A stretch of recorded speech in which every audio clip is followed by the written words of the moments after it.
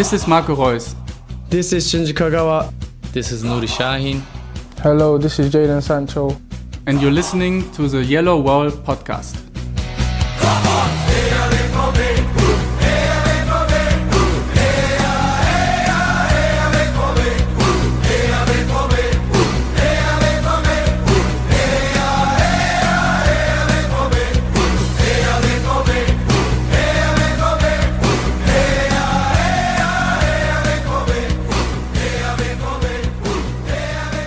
Hello and welcome to episode 409 of the Yellowwallpod. I'm your host Stefan Wutzko, and today we will talk about, yes, you guessed it, Borussia Dortmund did sign on a free transfer Niklas Süle next summer. It's obviously a show everyone sort of has been waiting for.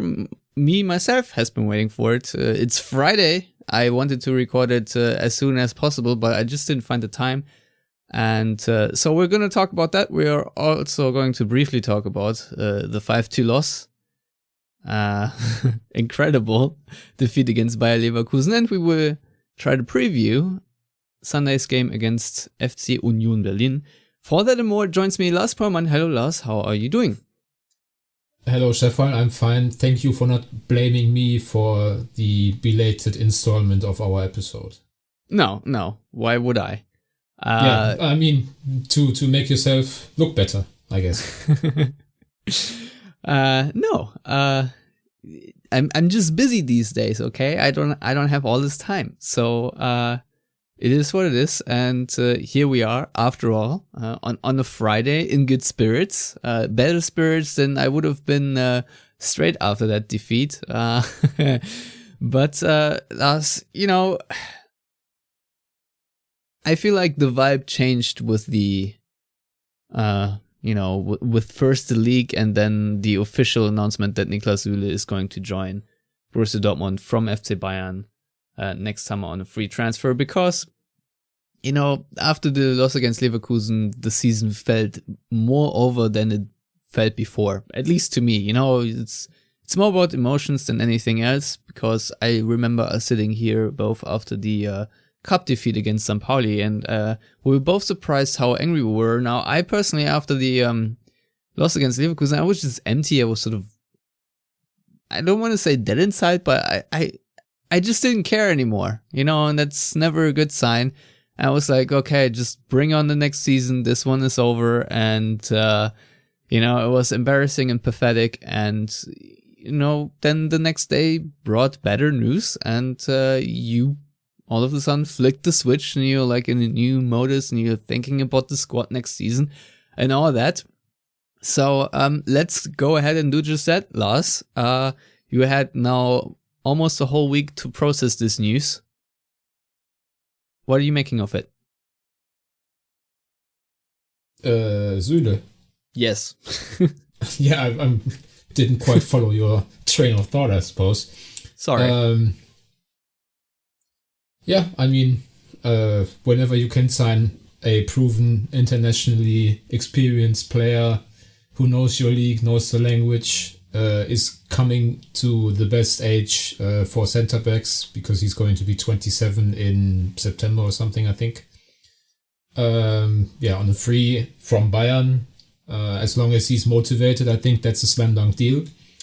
When the rumors first started last week, I kind of felt like questioning the motives of a player moving down from Bayern to Dortmund, as hard as that may be to admit, but it is definitely a step down in most aspects, outside of the financials in this case. But I think it's now, having read some of the statements he's put out and his agent has put out and what the club has said, it seems fairly obvious that they are convinced, and they meaning both Süle and Dortmund's officials, that this is the right kind of step for him. Turning from, one of the, let's say, players number 12 to 16 in Bayern's hierarchy to, one of the absolute leaders of Dortmund. Probably something that Süle is going to relish, especially given that he has a case when he says he hasn't really been appreciated as much as he would want at Bayern.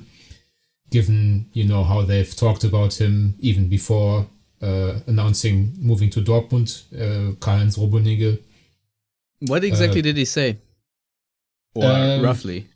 Yeah, he said that Süle, despite playing basically every game this season, never really made it out of the state of a pretty okay defender at Bayern. So he wasn't one of the linchpins of their team or even their backline, according to Rummenigge. Which just ask Julian Nagelsmann how he feels about that. I'm asking you.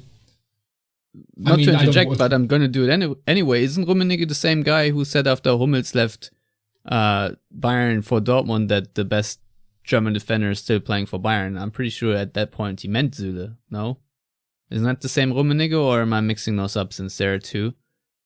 No, it's the very same. And it's obviously about the narrative and controlling the narrative, which is something that Bayern are used to because they have a lot of let's say friendly media corporations in that regard. And obviously if you ask Nagelsmann, he doesn't need to answer any questions because he's selected Süle continuously this season. I know Bayern fans want to make it out as if Süle is only filling in for whenever Upamecano or Hernandez aren't available, and because Pavard can play inside because of a lack of a right back, but the proof is in the pudding, and Nagelsmann is definitely a big fan and supporter of Süle's. He even said today that he's quite sad to see him go, and I don't think it's because he's going to Dortmund, it's rather because he would have liked to keep him, which makes sense because Süle is a good player. We don't have to go overboard and act like he's the one-man solution for all of Dortmund's miseries. But we also don't have to denounce a player that has come back from 2 ACL injuries in his still pretty young career for a centre-back, who's won the Champions League, was really instrumental in that final against PSG, coming off the bench, I think, in the first half, if I'm not mistaken, after a month-long break from one of those ACL injuries. I think he has like 36 or so international games for Germany. Or the experience of winning titles with Bayern. So, as I said before, the big question for me was what's the motivation for a guy like that to move down to Dortmund? Which is why if you'd asked me, let's say Sunday evening, which centre back do you want to have, I wouldn't have necessarily said Süle. I probably would have said Schlotterbeck or Freiburg.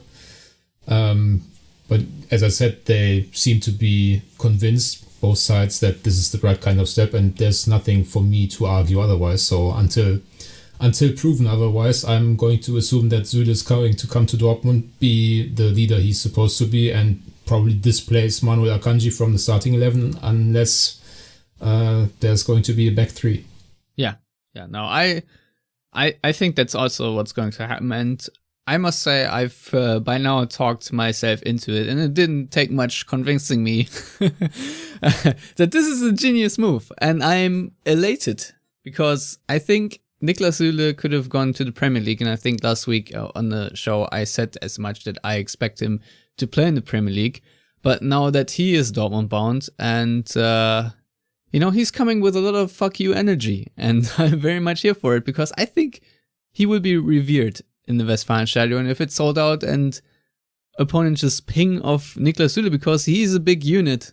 Let's not, kid ourselves. It's going to be fun to watch him defend for most of the part. I don't know if collectively it will be fun because, as you've seen against Leverkusen, Dortmund have a lot of work to do. But in the meantime, let's just focus on the vacuum that is Niklas Süle. And, I think in so many aspects, this is a really great coup for Dortmund because I was pretty convinced beforehand anyway that Akanji is going to leave, and in that regard, I have a hard time believing that Dortmund will pay 2 centre backs sort of the top salary. They're that both would be right-footed. 3 with Hummels anyway. Yeah, exactly, and. But just 2 right-footed centre backs basically for that one position. If you're not playing a 3 at the back, And even if you were, I still don't see it happening just from a financial standpoint. So to me, the Süle news immediately confirmed that Akanji is going to leave. And, obviously, it's not straightforward plus minus game where you say, okay, you get him on absolute free because there's going to be a signing bonus and whatnot. But still, you're probably going to pay Süle roughly the amount you would have offered Akanji. And I think you will recoup a nice transfer fee, be it in the 25 to 30 million area for Akanji if he goes to Manchester United or wherever. And obviously, it's also not that simple because then you still have to pay tax from that, yada, yada, yada. But nevertheless, you will make a good chunk of money. And I think at the same time, you will upgrade the position because in my book, Niklas Süle, with all the attributes you already mentioned, is better than Manuel Akanji in my view. And, I also like that he committed to Dortmund. As you said, we're all sitting here scratching our heads. It's a little bit baffling because it's a significant step down, especially if you want to have a lot more titles. Because I don't think Dortmund are going to fix all their problems magically over the summer and will be a big title contender anytime soon. I think that's going to take a season or maybe two. If at all, maybe it'll never happen. Who knows? Lots of moving parts, but it's a nice commitment, and it's also nice to see the reaction from the Bayern camp because I think that's only going to motivate him more. And if you talk about the player profile, it is exactly what Dortmund need going forward because Niklas Süle, even though he's super large, he is extremely fast. I think if you look at the recording speeds of the Bundesliga speed traps, I think he's always ranking among the top 3 or 4. It's ridiculous how fast he is as a center back, and Akanji is obviously very quick as well. But going forward, you already have something nailed down that you need. And now if we Can I interject? Yeah, sure. Because when talking about speed data, actually Akanji has been clocked faster this season, and I think his top speed is better. But the interesting thing is, and maybe that's also down to style of defending at Bayern versus Dortmund, that Süle's average speed is much higher than Akanji's. So whereas Akanji is, the better pure sprinter perhaps over short distances, which obviously comes in handy when he has to make last-ditch tackles, which even against Leverkusen he had a couple of those. While Akanji seems to be better in that regard, Süle's average speed is higher. So despite being, a fridge of a man almost, a behemoth, a monster of I don't know. Let's just call him Big Dick Nick. Be my guest, Stefan. I'm not necessarily going to do that. That was a nickname for quarterback Nick Foles when he won the Super Bowl. So, as you know, Lars. Well, I would have preferred Big Picnic, but it didn't happen. Unfortunately not. Anyway, before we talk more about the Philly special or whatnot, let's revert to Süle. I think, and looking at the stats, I think it bears out. I think he's also the better passer than Akanji. There's not that much in between, but I just think overall he's an upgrade. I don't know if he's faster than Akanji. It's nice that you've looked into it, but he's still down fast, and that's definitely what matters if Dortmund want to continue in the with their philosophy of pressing high and pushing up high, which right now, not looking so great, but you got to still commit, somehow, and even if you play a different style, pace never hurts.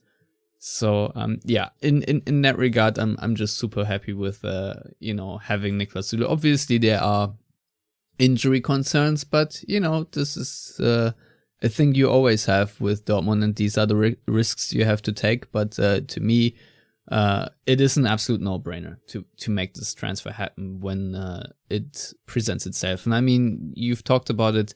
He said that Dortmund officials really, told him that he was very needed. And I don't know about you, but with Süle, I do not have the same vibe as with a lot of other players that are proven or let's say not proven but established German internationals like say André Schürrle or Emre Can, who to me are not really cutting it. I feel like when he arrives in Dortmund that he will actually perform and deliver to his standard and not drop off and fall away, and everyone will scratch their heads how even won the Champions League with Bayern and whatnot. I don't see that happening. Do you see that happening? No, I mean, obviously, as I alluded to earlier, the question of motivation definitely was in my mind, but has been answered to a satisfactory level at this stage. I mean, obviously, we have to see how it goes when he makes his first few appearances. But I don't think that necessarily there's been in recent years an apt comparison for this kind of deal. I mean, you mentioned Schürrle and Can as, proven or whatever you want to say, German internationals, but they've also hopped clubs quite a bit. I mean, Can didn't really feature at Juventus, which is why he was available. And actually, if Süle shows the same level of impact as Can had in his first half season in Dortmund, I think we would all be excited, because Can had a really strong start at Dortmund and then has faded away because of unavailabilities and being a bit of a brain-dead idiot sometimes. Schürrle, obviously not as talented as people made him out to be, but he also didn't really fire on all cylinders at Wolfsburg, and was obviously a dumb idea to sign him for 30 million, but that was Tuchel's choice in that regard. So I don't know that necessarily there's been a case where a player like Süle, who, as I said, is not just now going into his prime years as a centre half, is committing those prime years at Dortmund. I mean, I really don't see any logical comparison we can make, and I know people who've tried to nitpick this deal to the nth degree for some reason will point out that Dortmund signing from Bayern hasn't really necessarily worked out with, I mean, Rode and Götze and even the return of Hummels to an extent. But I mean, I think the Hummels return largely has worked out. Yeah, but people don't see it that way, and even if they don't, I mean, still the comparison isn't there, because Hummels was over 30 when he returned to Dortmund and was always a player that was deficient in physical aspects of the game. Götze flamed out at Bayern ultimately because of physical problems, which he turned out to have also in Dortmund. And Rode obviously never had the quality to play for Bayern in the first place and had all the physical issues. So, I mean, we are talking about Süle because of 2 ACL injuries, which are kind of freak of nature injuries or accidents, which just happen sometimes to players. I mean, you could argue that despite that he's been healthier over the years than Akanji has at Dortmund, because Akanji is carrying around or has carried around major hip problems that have cost him games at pretty much every season he's been here. Even this year he had to have an operation on his knee, if we remember back to December, and even his return to the pitch was delayed a bit at the start of this year. So yeah, and the good form evaporated afterwards too. He needed some time to find back to his best. Yeah, so I mean, I guess we are it is a bit premature to assume that Süle coming in definitely means Akanji going out, even though I agree with you that seems to be the most likely result. And in that case, you do have to wonder if that can be all. I mean, are we much happier with Süle playing next to Hummels next season? I would argue that the results would be slightly better, presumably, but ultimately negligible unless the entire attitude of the team changes towards defending. Because especially if we do want to or need to get into Leverkusen at some point of this show, now it's a good transition moment. Yeah, I think that game was kind of the culmination of everything we've seen this season so far. In that this is a team that doesn't know how to defend, doesn't want to defend, and doesn't like defending. And signing one player, even of the high caliber that Süle represents, doesn't necessarily change that. I don't quite remember. It might have been Jan Arge Fjørtoft saying after the Leverkusen game that everyone who watched Dortmund this season knew deep down that this kind of performance was going to happen, where their inability and lack of will in terms of defending would at some point bite them in the behind. And it's no surprise that it was a pretty much on-form Leverkusen side that have that has the recipe to punish you when you're not on your A game, and that was definitely the case on Sunday. Yeah, no, without a doubt. I mean, to me, it's a throwback to the Peter Bosz era, where, after 2 weeks on a proverbial training ground, on the actual training ground, and everyone, I think the 2 weeks are maybe a little bit overhyped because it's also not that much time. It's not like a whole preseason or whatnot, but at least you would think the team is coming out in a better shape. But the problem is also Leverkusen had 2 weeks to hone in on Dortmund's issues, and they did that very well.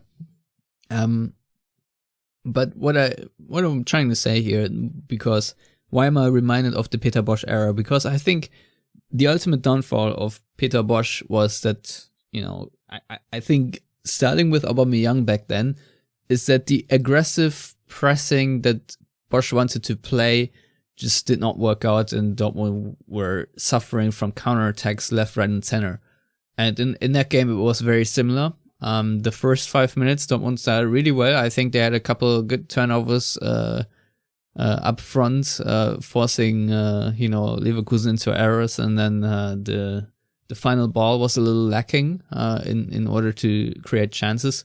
But it's you always see this season from Dortmund that they start to press really well for a couple of minutes. I think the Freiburg game is the only exception where they were really aggressive and cohesive for 60-70 minutes or so. But apart from that, Dortmund's structure just easily falls apart, and it doesn't take much for opponents, to be honest, to play through it. Now, given the second goal that Leverkusen scored was a world-class counterattack, and I feel like you'd rather want to praise them rather than talk about how poor Dortmund were. But the fact is Dortmund were really poor, and the Andrich free kick also was preceded by a devastating counterattack and by a really silly foul by Mahmoud Dahoud. And it's a big problem now, because we have to think about next season and what changes there are to be made. When we talk about the back line, we can talk about Nico Schlotterbeck all we want, but you can have the two best center backs next to each other in the world, and it's not going to help you at all if the midfielders and the attackers in front just do not do what the coach says. And that's a big problem right now. Marco Reus was talking about mental blockages as well. And it seems to me like there's a flurry of problems and things we've all pointed out beforehand. And that's a big amount of dysfunction, and I feel like you need to really clean house in order to make it better. I don't think with the personnel you have right now you can build a winning team, because on paper, at least to me, Lars, correct me if I'm wrong, I think you have pretty much all the key pieces that you need to play the brand of football that Dortmund want to play, but for some reason they're just not doing it. And so I have to assume that going forward you can't rely and plan with these kinds of players that Dortmund have right now. And I think a lot of tough decisions will have to be made next summer. I don't know, or over the next 2 seasons. I don't know if it's all going to happen in one summer, especially with so many financial hamstrings, let's say, considering the pandemic is still ongoing. But it's really difficult right now to see any light at the end of this horrible tunnel, because Dortmund every now and then show up. But if you look at the first 4 games or 5 games this season, you had a very lucky win in Frankfurt. Freiburg was the only good performance, and we were very we're praising them very highly for it. But then the cup loss against St. Pauli is, a swing in the entirely different direction. And then Hoffenheim was luck. If we're honest, the goals Dortmund scored were really beautiful, but apart from that, Hoffenheim were the much better team, and Leverkusen was an outright and embarrassing defeat. And Lars, I don't know if you want to analyze more of what needs to change in Dortmund's roster, but if you want, the floor is yours. I mean, because I'm ever the optimist in our team, right. I would not necessarily say that Dortmund are in a horrible state of being. I mean, still in second place. They're not going to win the league, which we knew already. They embarrassed themselves in the cup. That hasn't happened for them in more than a decade, so I guess they were due. I mean, even Bayern went out against Holstein Kiel on penalties last season, so I mean, the cup is the cup. That can happen every now and then. Champions League obviously was inexcusable in both result and performances, but I mean, even that can happen. I mean, I wouldn't necessarily paint the bleakest of pictures. Fine. And given that Dortmund are pretty much nailed on for at least a top 3 finish in the Bundesliga, pretty likely, I would say, still to finish second. I mean, that's not necessarily the worst of all positions to be in. A better position, one can argue, than last season when, while they won the cup, they definitely had to rely on Frankfurt's and a little bit Wolfsburg's faltering at the end of the season to even make it into the Champions League. So not having to struggle for that is basically an improvement if you want. But I would agree that they are nowhere near where they could be given all the quality and potential in most of their players. So the question is, why is this collection of talent not working as a cohesive unit? Especially considering that there haven't been too many changes from last season to this. I mean, a lot of times it's just Kobel and Marlon in the starting lineup. That's different from last season. So unless I'm completely blanking on anyone, I think that's pretty much accurate. So Kobel is a better goalkeeper than what they had last season. I mean, Sancho is gone. Marlon is obviously a step down from Sancho, but you can argue that the further emergence of Bellingham, the further development of Haaland when he's available, kind of counteracts that to a degree, and obviously they are playing a bit differently. So it's not like there's so much change in personnel or personal turnover that they still have to find themselves.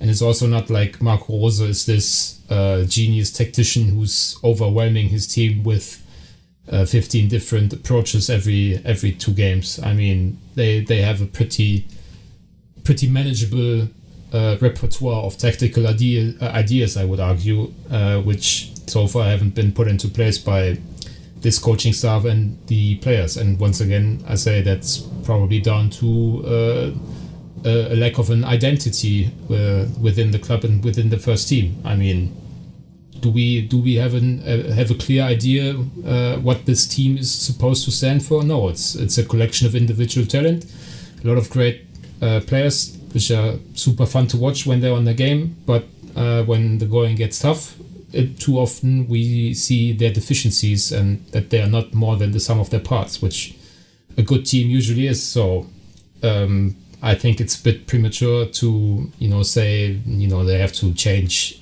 X amount of players next summer or within the next 18 months or whatever.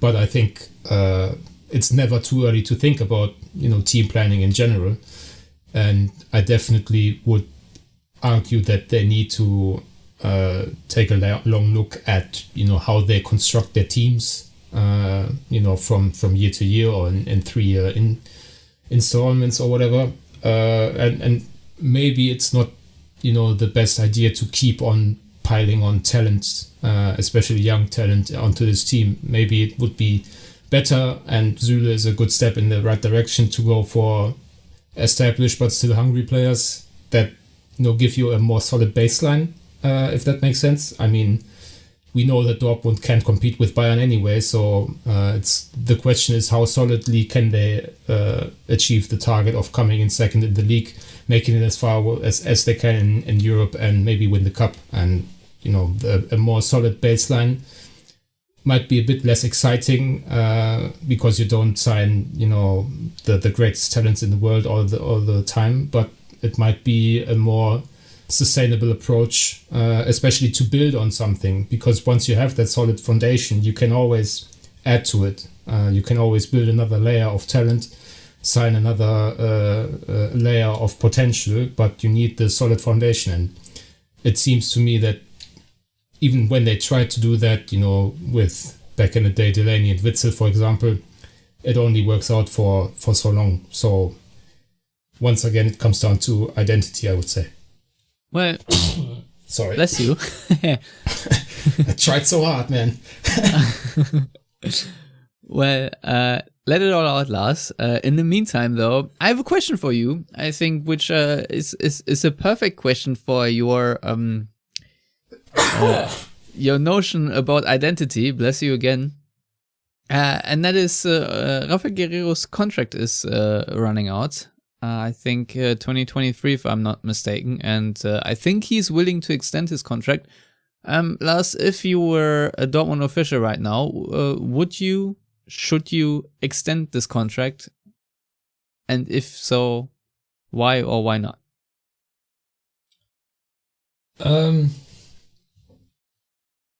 I mean, I think it comes down to, are you better with him or without him? I mean, obviously he has deficiencies which are hard to cover for, especially in the current setup with Hummels as the left-sided centre-back most times. He's not someone who will fill the gaps that Guerreiro leaves behind him if he goes forward, which he obviously likes to do because that's where his qualities lie. So if we were to say it's going to be Hummels for the next 4 years, do we want Guerreiro next to him or another player? I might say another player, but I don't know who they can get. And we also have to take into account that for all his defensive issues, Guerreiro is still one of the most creative players in the entire league.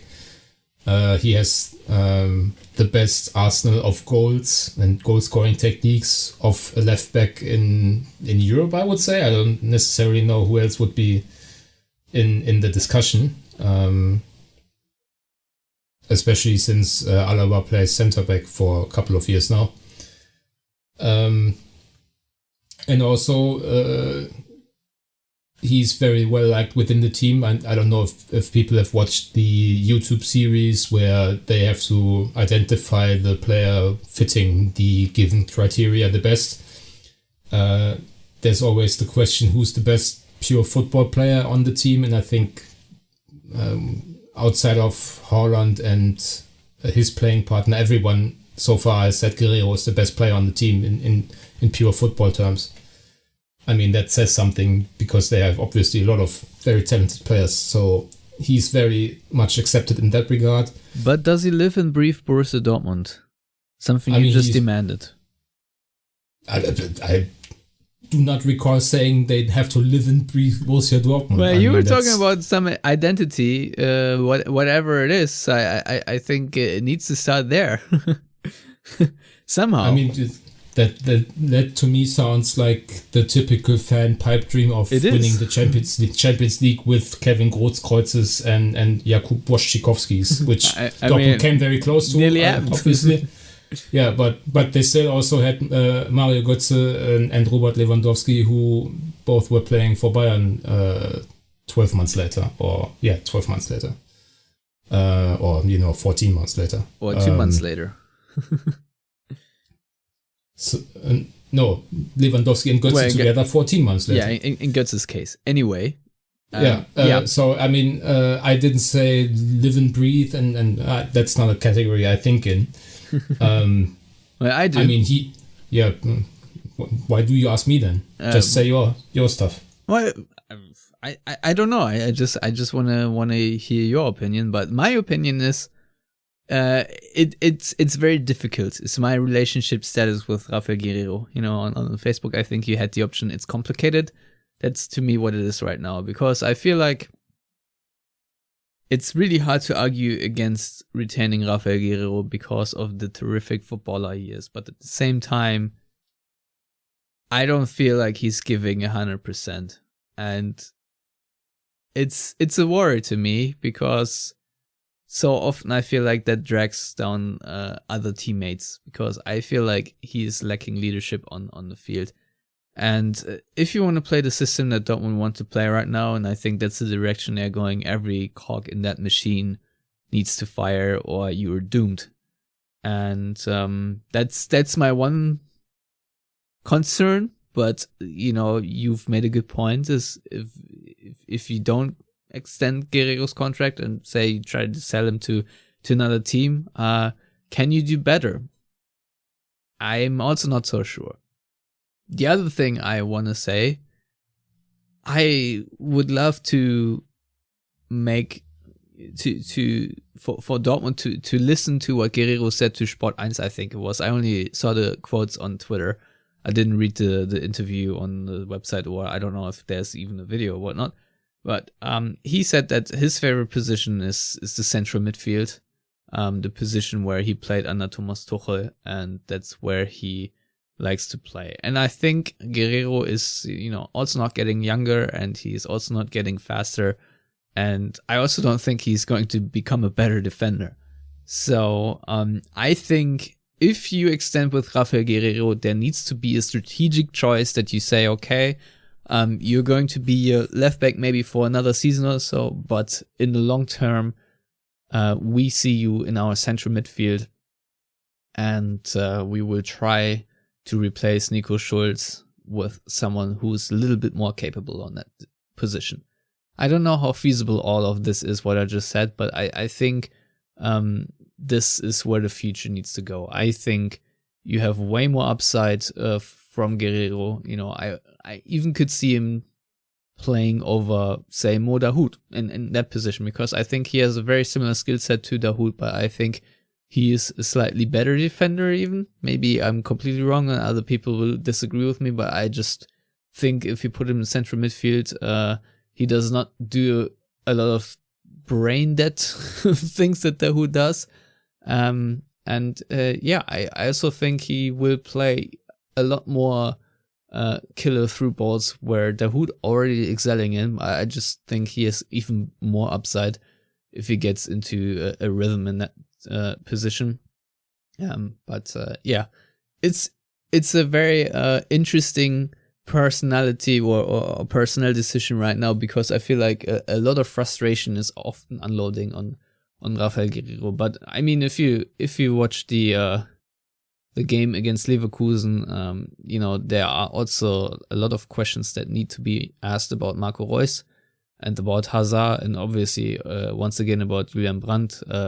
Daniel Mahlen, obviously, he still has a little bit of rookie protection, if you will. But I think the Marco Reus discussion is also one that needs to be had at some point. I don't know if today's the day to have that. No, it isn't. He's a club legend, but you can see the sun setting at the horizon slightly. But I don't know. I don't want to go there just yet. Can I correct you on Guerreiro real quick though? Yeah, sure. Because you have almost to an exemplary degree provided us with an example of not just reading headlines on Twitter, I suppose, because Guerreiro didn't say he feels best in central midfield. Rather, he says he feels best at the left side of midfield, which is a bit curious because he barely plays that, has barely played that position in Dortmund. Left number 8 is what I think is his best position, though. Yeah, right. But he didn't say that, and he also didn't mean left wing back in a back five. So maybe he meant left-sided central midfielder, but he also said that he liked it best when he played left midfield and had Sancho ahead of him. Which I mean, I don't know how that works, but interesting. Nevertheless, I think given that he wants to extend and it's hard to find an improvement in terms of a replacement, I think it's pretty likely that he's going to extend. So this is very much an academic discussion. Yeah, it's also not the end of the world now, is it? Yeah, which would also be the case with Reus, because obviously they're not going to ship a club legend and the team captain just away and tell him to retire. So as long as Marco Reus wants to play for Dortmund, he's going to have a contract. So yeah, the real question would be, should he be untouchable in terms of the starting 11? And, once again, I mean, maybe the dip in form, which has been ongoing for weeks now in terms of Reus, would have been more of a problem for him if Gio Reyna had been available all the time. But seeing as he's only now available for selection for the starting 11 for the game in Berlin on Sunday, obviously there wasn't much of an opportunity for Rose to give Reus that kind of message. Yeah, exactly. Also, I was gonna say the same thing, just with a different spin in a more positive light for Reus. I would have just said that I don't think Reus's dip in form like that would have happened with a fit Reyna, because I just think Rose actually would have had the option to rest him a little bit more, which, if we're frank, I just don't see it as the situation was in recent months. So yeah, Reus is having a dip in form, and I think that's normal, and Dortmund just need to have better alternatives. And I think with Reyna you have a really decent alternative where you can say, okay, maybe Reus does not start every game, sometimes comes off the bench, and then you put Reyna in this slot. I think if we talk about positives from the Leverkusen game, the couple of minutes that Reyna had, he already looked in relatively good shape and made some nice passes and some nice plays. So at least that's something to look forward to. I really hope that he can hit the round sort of running, because I mean, I think Dortmund took extra care to be also extra patient with him to return to full fitness first, and not just throw him in at the next best chance they got to maybe burn him again. I think they're doing a similar thing with Haaland now, if I've read correctly on Twitter, because once again, don't have much time right now. Didn't even watch the press conference. I think Rose said that it's, or there were reports that it's more likely that he will play against Glasgow than against Union Berlin. It's a bit touch and go with him right now. Lars, if we look forward to Sunday's game, what squad selections does Rose have to make? I think Meunier is also out, so is Wolf. So I don't know, is Can returning and play right back, or how is that going to be solved? I mean, Can is going to be in the squad. I suppose that he's the favorite to start at right back, unless they want to make a tactical shift, which might not be the worst idea. Yeah, because I mean, Paslak, I don't know that he's necessarily a realistic option these days. No, but I'm pretty sure Union are going to play with the back three, right? So giving them 5 midfielders usually means Dortmund might just do the same and play with a back three consisting of Akanji, Hummels, who should be fit again to start, and Zagadou, who needs to redeem himself, with Guerrero and Azar in the wing-back roles. I mean it's Hazard not a bad lineup, right? Has a lot of experience from the Belgian national team, has played that position a couple of times.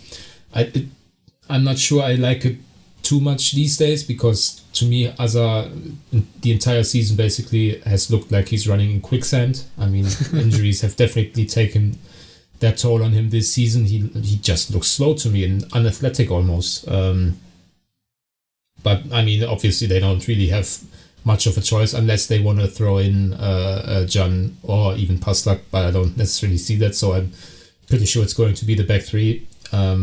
And then the big question, I suppose, is, do they once again go without an out-and-out striker after Malen was completely lost against Leverkusen? I don't know that I like that idea, because if Union play with 3 centre-halves, they are going to eat Malen alive. Obviously, with 5 midfielders in terms of Dortmund as well, maybe they don't need to hoof it long to Malen all the time. Bad idea. But also, we know how Dortmund play at Union. Both times they've visited the Alte Försterei, they've come away with a defeat. And we're clearly out-hustled and out-coached. Yeah. So, ultimately, I think I would like to see either Moukoko or Tigges start. I mean, I wouldn't necessarily usually advocate a start for Steffen Tigges, but I just don't necessarily want to see I don't want to see another game of Malen against the world as the lone striker. So Moukoko has the good experience of scoring his first professional goal at Union, and he was really a menace all game in that game. Tigges, pretty much unbeknownst to everyone, I think, is right now the best joker, as we say in Germany, the best super sub with 3 goals as a sub this season. So maybe that's why you shouldn't start him, but I think given the peculiarities of Union, it might make sense to have a bigger bodied striker up front. Obviously, Haaland isn't available for selection even from the bench, unless they played a trick on all of us, which I don't necessarily see them having done so. Back 3, and I'm going to say Tigges up front. Okay, yeah. Midfield, I guess you will have a Dahoud and Bellingham partnership then. And then up top then, not up top, but in attacking midfield, if you will, I guess Royce, Brandt. I don't know. I don't know if Reina is fit enough to start yet, or would you maybe still play Malen, but more in a midfield position, in behind Tigges or Moukoko? No, I think he should be on the bench. If it's a 3-5-2 or 3-6-1 or however you want to draw it on a whiteboard, I think right now the hypothetical whiteboard has a 3-6-1 on it. Yeah, in that case, I don't think Malen makes the most sense. So unless Royce is going to get a break, I wouldn't do that. Well, let's ask that question real quick, because it's not gonna happen, Stefan. Fine. he's not gonna. That would be way too much of a political statement, especially after a 2-5 defeat at Leverkusen. They're not going to put Royce on the bench if he's available in terms of fitness. Fine. I mean, it's also not unusual for Marco Reus to then bounce back with a better performance. We've seen it before, so even though I can't and think it's not, of it. and it's not like Reus was the singularly bad player against Leverkusen. I mean, if you want to talk about having to bounce back, it would be 9 of the 11 players or 10 of the 11 players. I think Meunier actually did pretty well in the first half before he had to come off injured. Yeah, it's a shame that he's out again. But it's a very weird season, and I can't wait to see what the game against Union Berlin will bring, because I think it's really unpredictable. You know, if you had asked me a week ago before the Leverkusen game about the next 2 games, I would have probably penciled in a win against Leverkusen. Maybe not, but more likely than I would have against Union Berlin. But I feel like there's a bit more pressure now on Dortmund again, as there always is after such defeats, and maybe that will help them get their stuff together, and we'll see something better. You said pre-pod that Union Berlin also have some personnel issues. I think Gieselmann is out, Heinz is out with COVID, Vogelsammer's out, and Khedira is suspended on a 5th yellow. I don't know that much about Union Berlin that I want to really say that either of those players are big-time losses, but I mean, they did lose Max Kruse, which we addressed last week, but they still have Avoni up top, a player that obviously will hurt Dortmund, and which is why I prefer back 3 anyway, because I think that's, a better way to contest against his pace, especially with the sort of center backs we have, who are all very keen to leave the back line. So maybe in that regard, I do like the back three even more. What do you think Dortmund have to do to beat Union Berlin for once?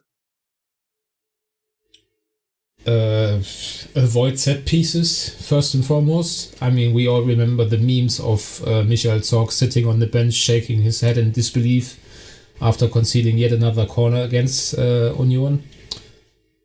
And I mean, you were right to assume better things against Leverkusen than Union, at least going by form away from home versus form at home. Because while Dortmund, up until last week, I suppose, were the best team at home in the Bundesliga, away from home, they've been quite lackluster this season and have lost at Freiburg, lost at Gladbach, couple of other, lost at Hertha, obviously. A few more disappointing results and definitely performances as well. Yeah, so I mean, I think people look at this, think Union relatively recently came up to the Bundesliga, still a bit of an underdog story.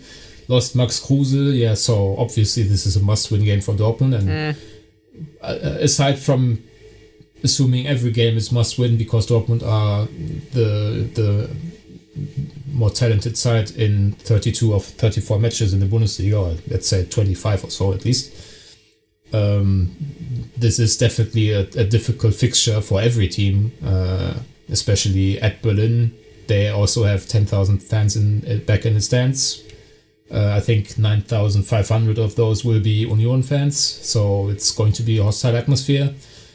So, I mean, I'm not necessarily expecting a fun 90 minutes for Dortmund, and I think if you offered me as a Dortmund representative a draw right now, I would be quite tempted. So, especially considering in this crazy season, Union are actually one of the direct rivals, if you like, of Dortmund's in terms of the Champions League spots. So, a draw at Union this season, definitely not a bad result, even if in a vacuum or on paper you would assume that Dortmund should beat them. Well, yeah, I don't know. My scoreline prediction will be a 2-2 draw, and then we'll go from there. What's yours? Ditto. All right. Yeah, I think we can also just end it here. Do you have any final thoughts? No. Okay. All right. Then that's it for this week. We will be back with another episode on Monday to discuss the Union Berlin game and then preview the match against Glasgow Rangers. So I'm looking forward to that one. And yeah, that's pretty much it.